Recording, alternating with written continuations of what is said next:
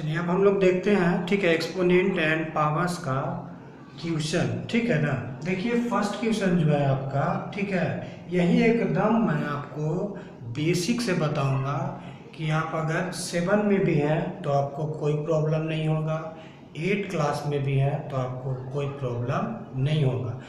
8 में अगर आप हैं तो आपको 7th क्लास का फुल रिवीजन हो जाएगा, और अगर आप 7 में है ना, तो 7 क्लास का भी फुल चैप्टर आप पढ़ लीजिएगा और 8 क्लास का भी फुल चैप्टर टॉपिक स्टडी कर लीजिएगा, ठीक है। यानी दोनों क्लास के लिए आपको बेनिफिट होगा, ये कंप्लीट है ना। देखिए फर्स्ट है कि right the following exponential form in the words, यानी ये जो एक्सपोनेंशियल फॉर्म लिखा हुआ है इसको वर्ड में लिखना है। वर्ड में लिखना मतलब सिंपल वे में कि उसका नेम लिखना है, या ये सब जो आपका एक्सपोनेंशियल फॉर्म लिखा हुआ है या इसी को क्या बोलते हैं, पावर बोलते हैं, ठीक है ना। जैसे देखिए आपको पहले एक्सपोनेंट और पावर एकदम माइंड में होना चाहिए, आपको देखते के साथ ये माइंड में सेट रहना चाहिए कौन एक्सपोनेंट है, कौन बेस है और कौन पावर है, ठीक है ना। ये अगर माइंड में रखिएगा तभी आपको आगे समझ में आएगा, ठीक है ना। देखिए जैसे 10 टू द पावर 4 है, ठीक है, तो इसको हम लोग पढ़ते हैं कैसे, इसको हम लोग पढ़ते हैं कैसे, तो 10 क्या है, बेस हो गया, 4 क्या है, एक्सपोनेंट हो गया, है ना, और ये होल टर्म जो हो गया ये इसको क्या बोलेंगे, पावर, इसको क्या बोलेंगे, पावर, या इसी को बोलते हैं एक्सपोनेंशियल फॉर्म भी बोला जाता है, ठीक है। अब देखिए फर्स्ट है आपका, ठीक है, इसको हम लोग कैसे पढ़ेंगे, ये तो लिखा हुआ है 10 पे पावर कितना है ना, 4 है, या एक्सपोनेंट कितना है, 4 है ना। तो देखिए इसको दो तरीका से हम लोग लिखते हैं, ठीक है, तो दो तरीका से लिखेंगे। फर्स्ट लिखेंगे 10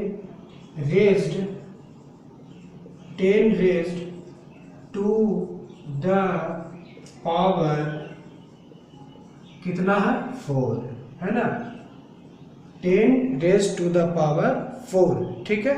और इसको ऐसे भी लिख सकते हैं, है ना, लिख सकते हैं कैसे, कितना है, देखिए एक्सपोनेंट कितना है, 4, तो 4 का लिखेंगे ऑर्डिनल नंबर, क्या लिखेंगे, ऑर्डिनल नंबर लिखेंगे 4th, ठीक है ना, 4th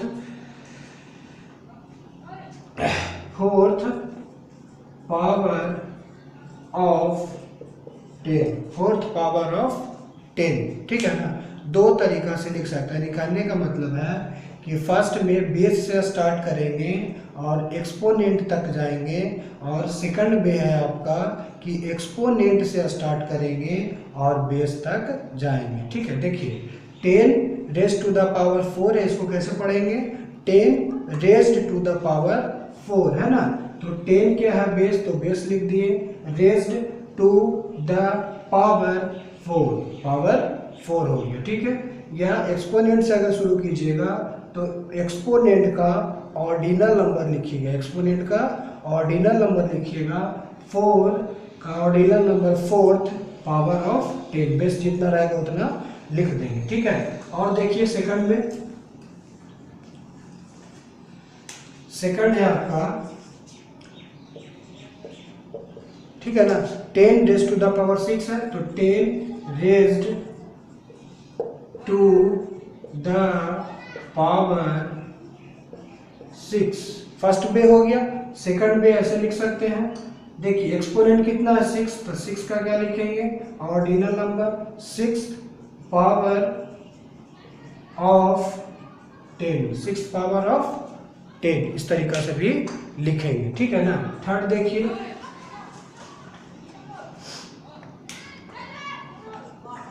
थर्ड देखिए क्या है आपका, फर्स्ट सेकंड हो गया, थर्ड 10 है ना, यानी बेस भी 10 है और एक्सपोनेंट भी आपका 10 है, बेस भी 10 है और एक्सपोनेंट भी आपका 10 है, ठीक है ना।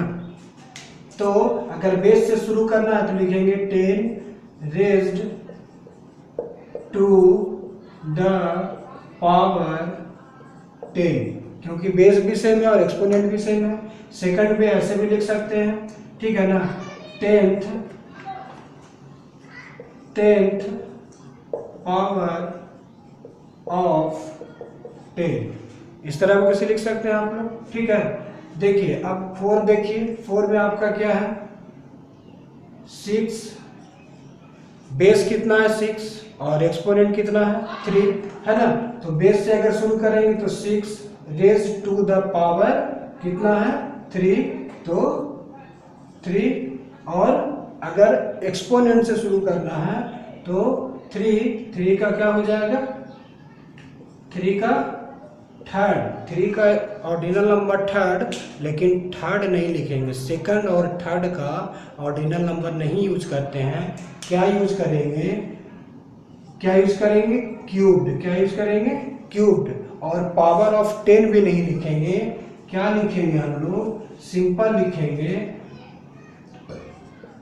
6 क्यूब्ड। क्या लिखेंगे 6 क्यूब्ड। अगर कहने का मतलब है कि अगर एक्सपोनेंट आपका 3 रहे या एक्सपोनेंट 2 रहे या 3 रहे तो हम लोग 3 का क्यूब्ड लिखेंगे और 2 का स्क्वायर्ड लिखेंगे, ठीक है ना।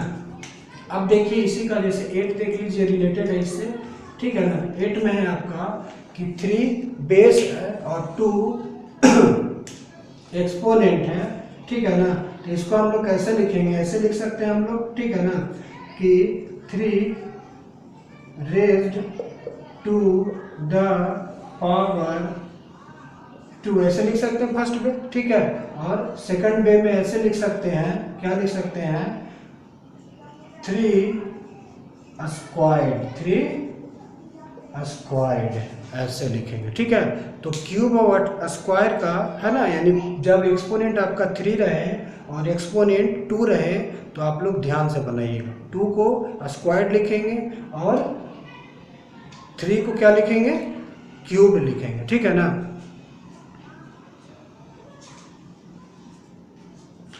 अब देखिए नेक्स्ट में, ठीक है